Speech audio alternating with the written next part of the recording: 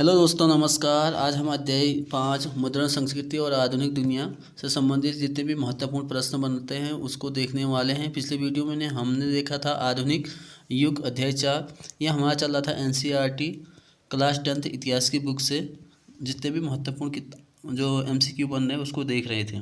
तो चलिए स्टार्ट करते हैं। आज अध्याय 5 है मुद्रण संस्कृति और आधुनिक दुनिया। तो पहला प्रश्न है, गुटेनबर्ग का जन्म किस देश में हुआ था? तो ये हुआ था आपका जर्मनी में।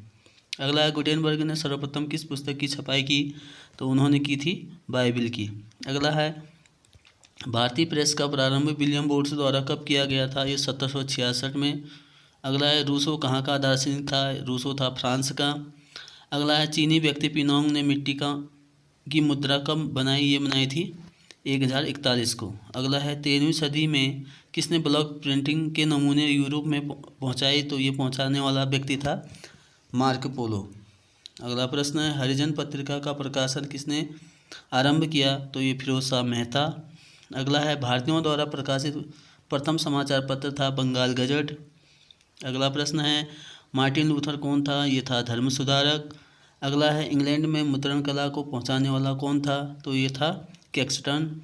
अगला है, विश्व में सर्वप्रथम मुद्रण की शुरुआत कहाँ हुई थी? ये हुई थी चीन में। अगला प्रश्न में, गांधी जी ने किस पत्र का संपादन किया था? वो यंग इंडिया। अगला है, किस पत्र ने रातों रात वर्नाक्यूलर प्रेस एक्ट से बचने के लिए होगा भाषा बदल दी थी? ये थी अमृत बाजार पत्रिका। अगला है, किस देश की सिविल सेवा परीक्षा ने मुद्रण पुस्तकों की मांग बढ़ाई? तो ये थी चीन। अगला है, किसने कहा मुद्रण ईश्वर की दी हुई महानतम देन है, सबसे बड़ा तोहफा है? तो ये था मार्टिन लूथर। अगला है, आज़ादी के बाद समाचार पत्र आपत्तिजनक विषय अधिनियम कब पारित किया गया? ये 1951 में। अगला है, कागज़ का आविष्कार किस देश में हुआ? ये हुआ था चीन में। अगला है, एकार्डियन शैली में कौन सी पुस्तकें प्रकाशित हुई थी? वो हुई थी चीनी। अगला है, वुड ब्लॉक छपाई की तकनीक सबसे पहले कहाँ विकसित हुई? ये हुई थी आपकी चीन में। छपाई सबसे पहले किस देश में आरंभ हुई? ये हुई चीन में। अगला है, एक पेक्सिया मैगजीन किस देश में प्रकाशित हुई थी? ये हुई थी इंग्लैंड में। यूरोप में कागज़ बनाने का पहला कारखाना कहाँ खोला गया था? ये था जर्मन में। अगला है, छापाखाना का आविष्कार किसने किया? ये था गुटेनबर्ग ने। अगला है, बेलनाकार प्रेस का आविष्कार किसने किया था? ये था रिचर्ड एम ह्यूम ने। अगला है, भारत में पहला छापाखाना किन लोगों ने लगाया था? तो ये था पुर्तगालियों ने। अगला प्रश्न है, भारत में छापाखाना पहली बार कहाँ खोला गया? तो ये खोला गया था गोवा में। अगला है, निम्नलिखित में गुलामगिरी के लेखक कौन है? बहुत ही महत्वपूर्ण प्रश्न है। तो ये थे ज्योतिबा फुले। अगला है, भारत में पहला समाचार पत्र किसने प्रकाशित किया? विलियम बोर्ड्स ने। अगला है, वर्नाक्यूलर प्रेस एक्ट किस गवर्नर जनरल के समय में पारित हुआ था? ये था लॉर्ड लिटन। अगला है, अंग्रेजी भाषा में बंगाल गजट का प्रकाशन किसने आरंभ किया? ये थे जेम्स ऑगस्ट हिक्की ने। अगला है, पिकविक पेपर्स उपन्यास किसने लिखा? तो ये लिखा था चार्ल्स डिकेंस ने। अगला है, देसी भाषा में भारतीयों द्वारा प्रकाशित पहला समाचार पत्र कौन था? ये था बंगाल गजट। मराठी भाषा का पहला उपन्यास कौन था?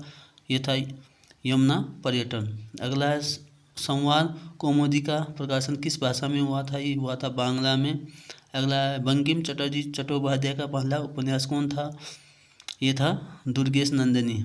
अगला है, निम्नलिखित समाचार पत्रों में से सबसे अधिक प्रतिक्रियावादी कौन था? तो ये था आपका इंग्लिशमैन। अगला प्रश्न है, मेरा बच्चा मेरा विश्वविद्यालय नामक पुस्तक किसने लिखी है? ये है मैक्सिम गोर्की ने। अगला प्रश्न है, आरंभिक मानव अपने भावों को अभिव्यक्त किस माध्यम से करता था? ये तो चित्र बनाकर।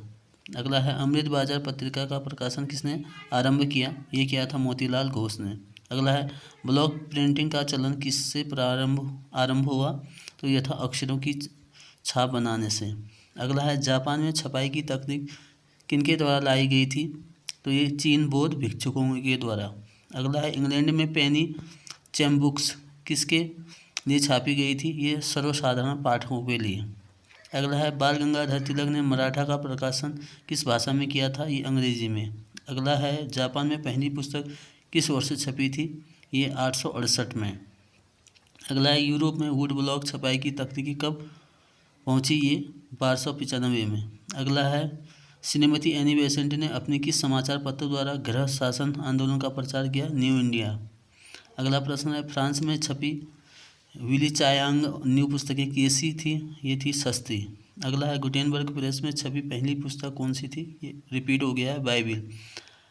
अगला प्रश्न है 95वीं स्थापना किसने लिखी, तो ये है मार्टिन लूथर ने। अगला प्रश्न है भारतीय समाचार पत्रों में मुक्तिदाता के रूप में कौन गवर्नर जनरल विख्यात है, तो ये थे William Bentinck. Thank you so much watching this video.